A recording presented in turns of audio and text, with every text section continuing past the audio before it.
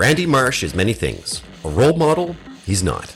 Given the multitude of Randy's outrageous antics, he's proven to be the driving force behind the comedy of TV's wryest comedy series, South Park. But it wasn't always so. Randy stopped being a secondary character in Season 9's episode The Losing Edge, when he exerted his self-determination by instigating fights with other dads at Stan's Little League baseball games. Randy emerged like a furious newborn, a maelstrom tearing at the womb with reckless abandon. So, who the fuck is Randy Marsh? At first glance, Randy looks like the quintessential man-child. He's a likable oaf of a father and husband who was South Park's geologist and a caring father and husband. But Matt and Trey raised Randy's stakes, and along with these stakes came some psychological idiosyncrasies. Gotta try to take it easy from now on, son. Get Daddy another beer, will you? Randy's bored with his humdrum existence. Idle hands are the devil's workshop. And Randy, he's got an entire barn. In the episode More Crap, Randy births something worthy of the record books. A turd larger than the world's biggest piece of shit,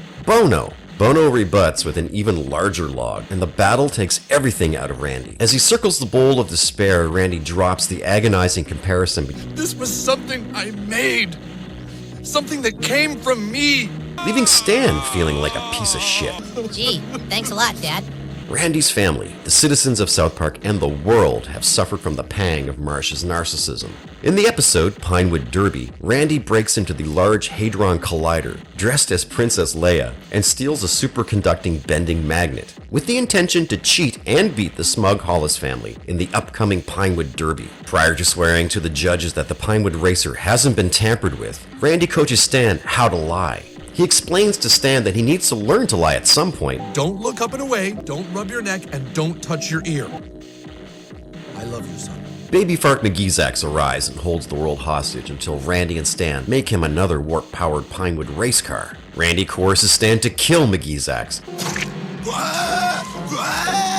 And then they discover a trove of space cash in McGeezax's spaceship. Soon after, space cops arrive in South Park asking the whereabouts of McGeezax. Randy speaks to the world's nations by lying to the cops in order to keep the cash. Little does he know that this is a test to vet a planet's bid to join the Galactic Federation. Things get really out of hand when Randy agrees with the other nations that Finland should be nuked because they plan to confess to the space police, thereby quarantining Earth from the rest of the universe.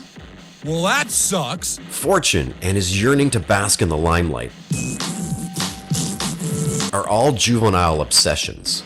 He was a member of a boy band in his youth, but that failure haunted him throughout the rest of his life.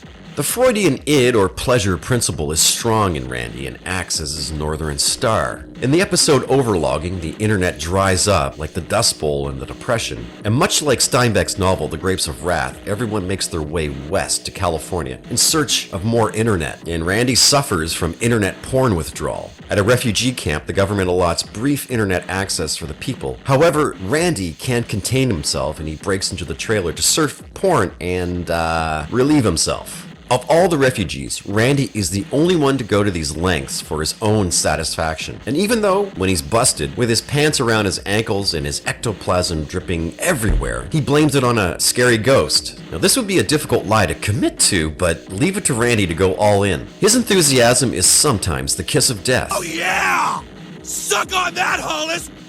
In the episode Banned in China, Randy has the genius idea to sell Tegrity weed in China. Of course, he's busted by Chinese customs agents and thrown into a gulag, where Winnie the Pooh and Piglet emerge from the neighboring cell, asking Randy if they have any honey. Evil Mickey Mouse and Randy convince the CCP to allow him to sell his weed in China if he takes care of Winnie. Randy tempts Winnie with a pot of honey. Randy strangles the bear to death.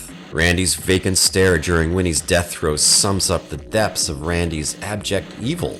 So, who the fuck is Randy Marsh? Well, he's a narcissist, juvenile, sometimes sociopathic, and murderous monster who will always place himself above anyone else, including his family and townfolk. And because of this swamp of personality traits, Randy is hands down the most hilarious and beloved South Park character. Thanks for watching, and don't forget to like and subscribe. Catch you in the next one.